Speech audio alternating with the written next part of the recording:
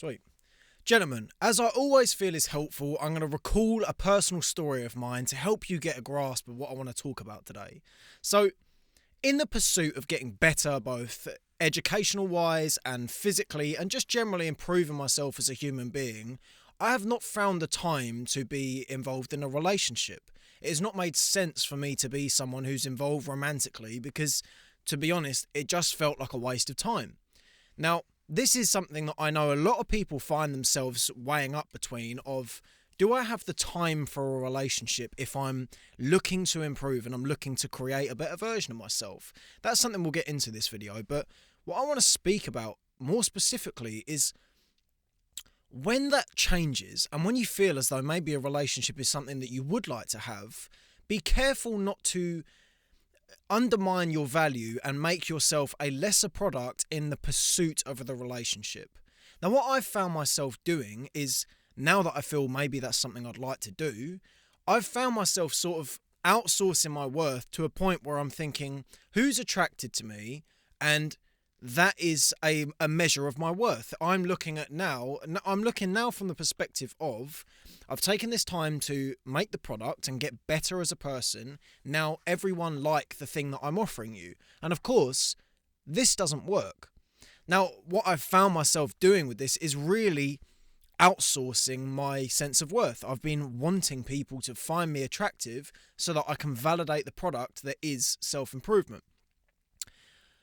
This it only just occurred to me, actually flies in the face of what it means to improve. And I think it's important to speak about because we all too often outsource our sense of value, and all too often equally is it at the expense or at the hands of women. It's so easy as a bloke to feel as though you are only as valuable as you are attractive. And this is something that I think is really important to dispel, because it's so easy to fall into a trap with this where you are all of a sudden entirely dependent on what someone else feels about you. Equally well, as someone who, I like to keep this channel as honest as I can because I think that's important. I use dating apps. I fucking hate dating apps, but I use them. And I've noticed that other people who use, I've got friends who use dating apps, and of course the people that I see on them, there is a consistent trend with these people that is absolutely evident. And I will caveat what I'm about to say with, I don't mean to sound like a patronising twat, but my eyes are used to see.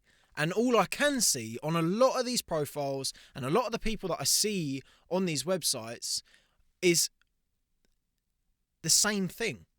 You've got blokes who are identical to the next one, and you've got women who are identical to the next one. And so often you'll see someone with a profile that's got something along the lines of how they only care about whether someone is 6 foot tall, dark, handsome, whatever, and that their only real interest is Roblox. And then you've got blokes who spend copious amounts of time putting gel through their hair and making sure that they look so good for their little picture. And these are the two groups of people that someone like me in this circumstance is outsourcing my sense of value to. It's such a funny state to be in when you've come out of a process or during a process coming out of whichever it is of improvement, that you then find yourself looking at people who you can quite obviously tell really do not put the time into themselves as much as you do, except for looking in the mirror. And all of a sudden, these people are who you base your value on and who you are competing with as well. I had a thought about someone that I know that is quite evidently more successful on this front than I am. And I looked back at myself when I was actually on the dating market, and also at him. And I thought, yeah, you are more successful on that front, but what's the trade-off? And this is an important thing to note when it comes to women, is what is the trade-off? I have noticed that on every basis, not having a relationship has helped me improve. So this person who has not done the thing that I have done doesn't have the thing that I have because their focus has been on something else. It turns out now that that something is something I am looking for, and in turn, there's now a clash here because I've gone from, this is something that I would like, or this is something I would not like, to that changing. And now, as someone who has a relationship, I all of a sudden am seeming to put their allure above mine. Now, the point I want to make here, just to clean this up a little bit, is you don't ever go around feeling like you're better than other people, because that's not a nice thing to do. It's not good for you, and it's not good for your chances of just living an enjoyable life, and it's not good for the people around you. So that's the caveat I'm going to put here. But equally well, if you're someone that works on yourself, be it physically, mentally, emotionally, academically, all of them, a lot of you guys will. If you're someone that does that, there has to be a level of recognition of the fact that if you really take time to craft yourself and to make yourself a better human being, then there does have to be a point made there that you are a product of value. And if someone is not doing those things, then it kind of says what it says.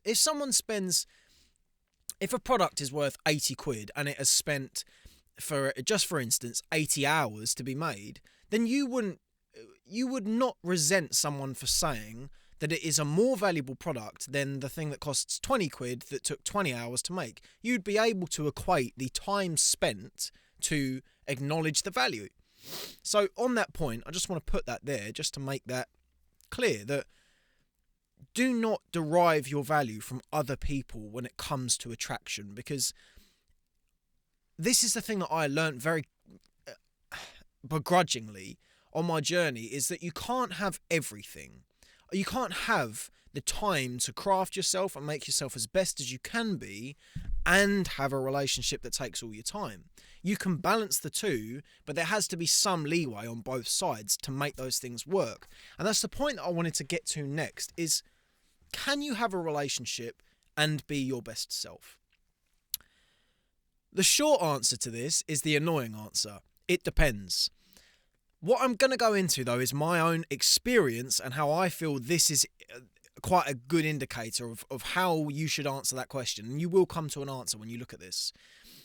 I had a 2 years worth of improvement that was under the kind of partnership of a girlfriend. I had a girlfriend for a period of that time, and I was also improving. But in the year that I have not had a girlfriend since that time, the level of improvement that has occurred is probably tenfold over what it was the last 2 years. I would say in the year that has just gone, 23 to 24, I had more growth than 21 to 23 by a considerable distance. So I feel as though it depends on the person that you find yourself with.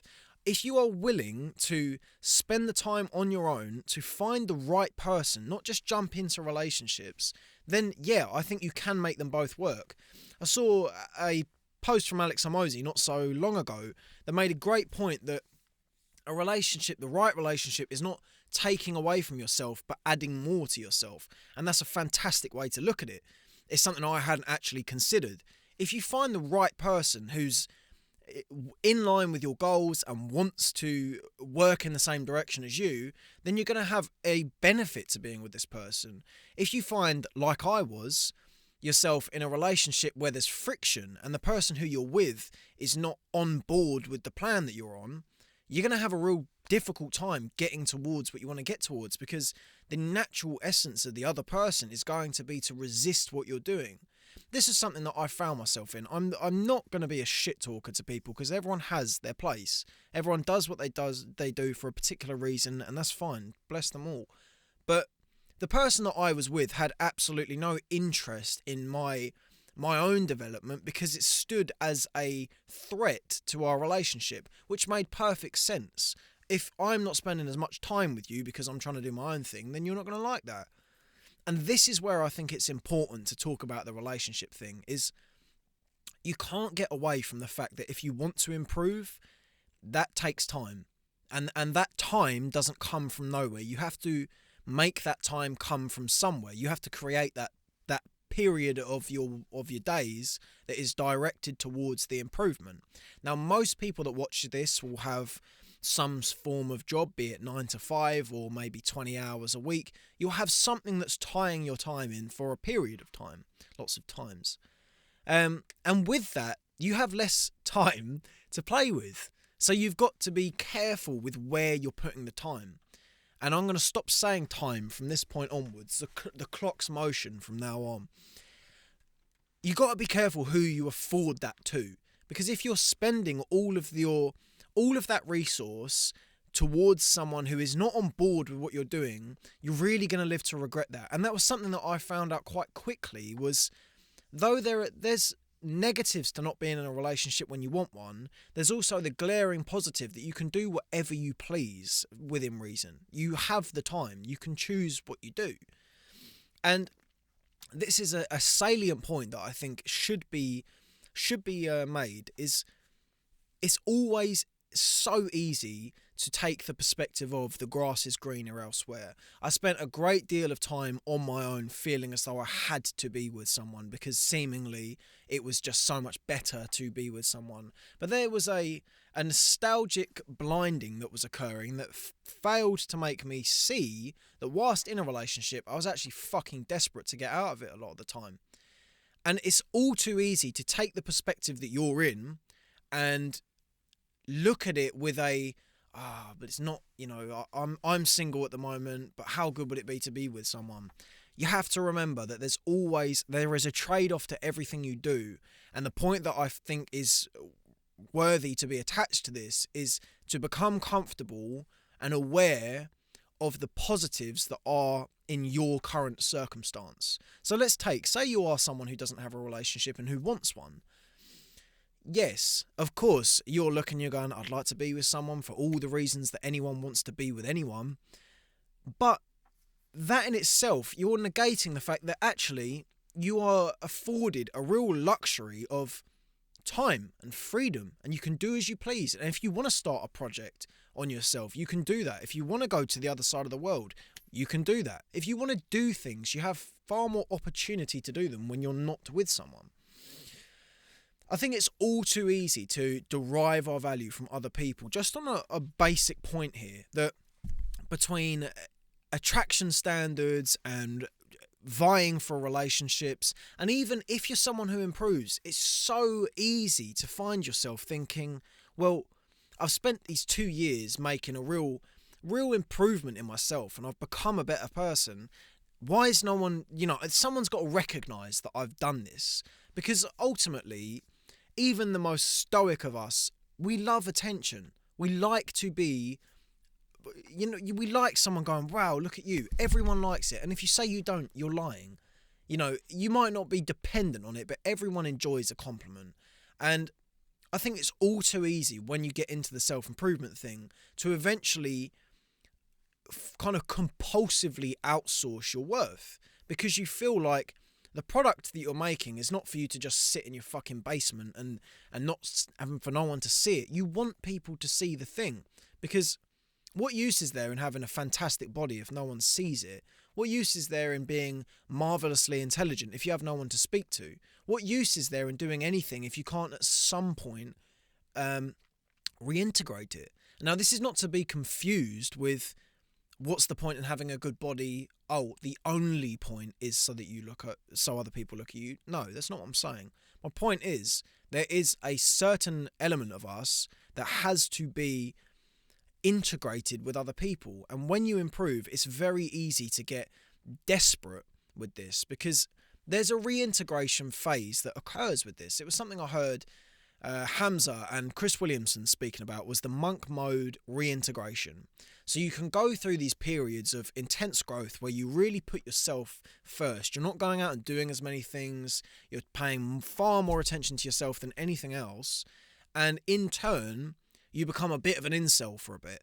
And there has to be that reintegration phase. Otherwise, you just become a fucking weirdo. You become a jacked intellectual beast who has no idea how to shake a hand and cannot walk into a room without falling over because he's not used to standing in front of 30 people.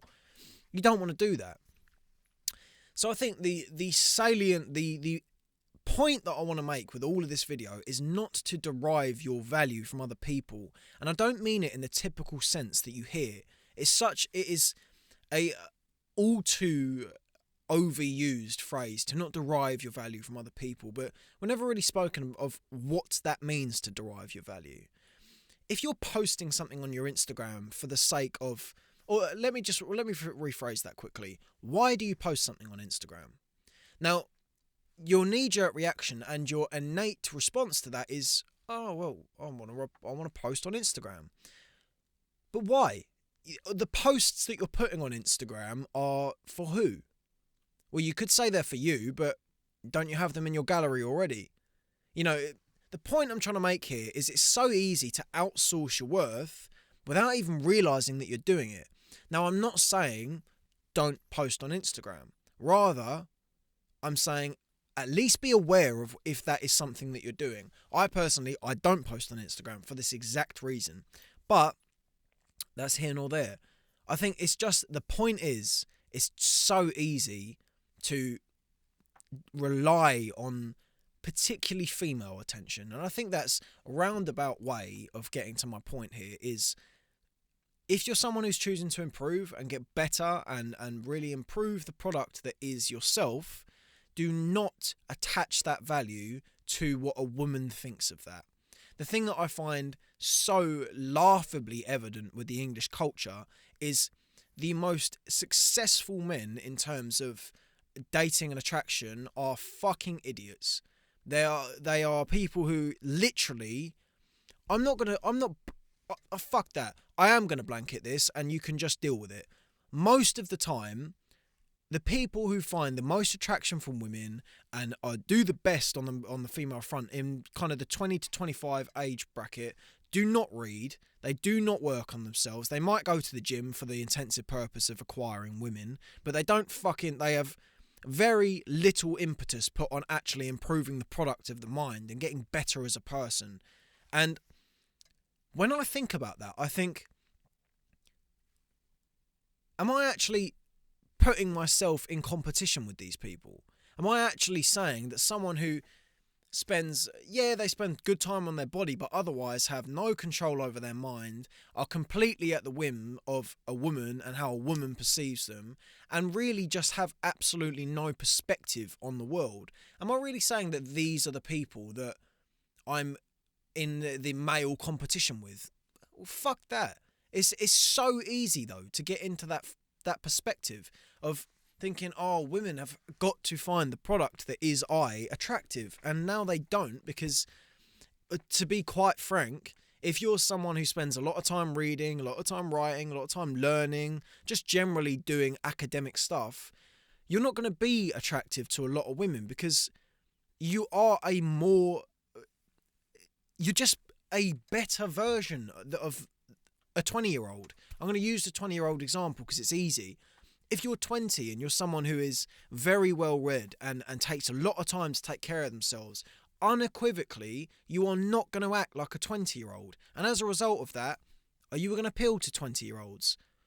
Yeah, the ones that are on the same path. The ones that also have a concept of, maybe I shouldn't be a fucking spastic that just sits on my phone for 6 hours a day, chuffing on a vape, and then occasionally walks out to get a haircut. Maybe I shouldn't do that. If you are someone who is opposed to that way of being, then you are not going to appeal to as many people, because that is the mass. That is the amount of people. Most people in the young age bracket are like that. And this is where the chase and the dance comes from, of getting comfortable with yourself.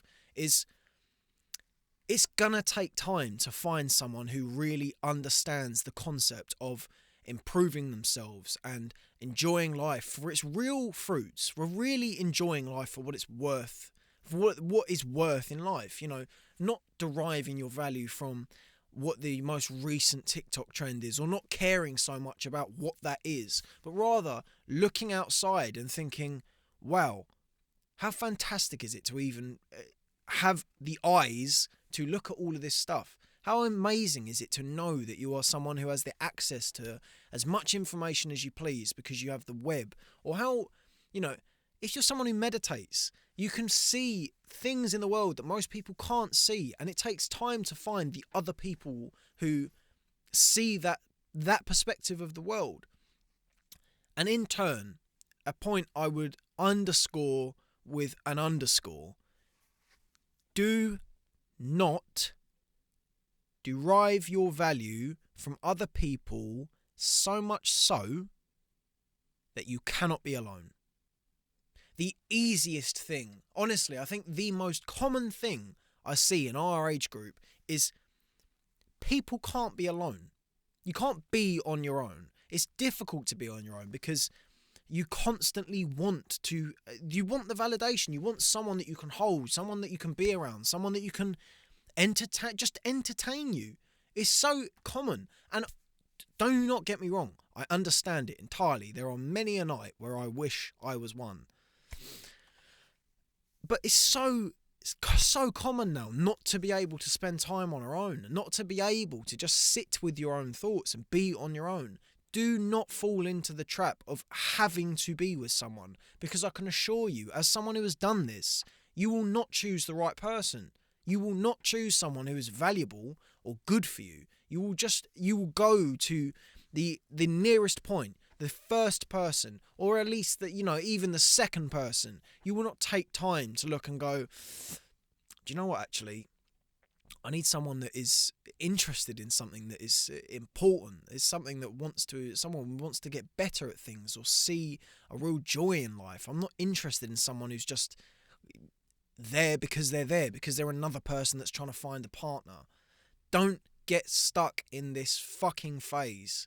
Honestly, if there's anything you take from this video, I'm going to go right into the tangent. If there's anything you take from this video, get comfortable with yourself. You will be on your own for your entire life.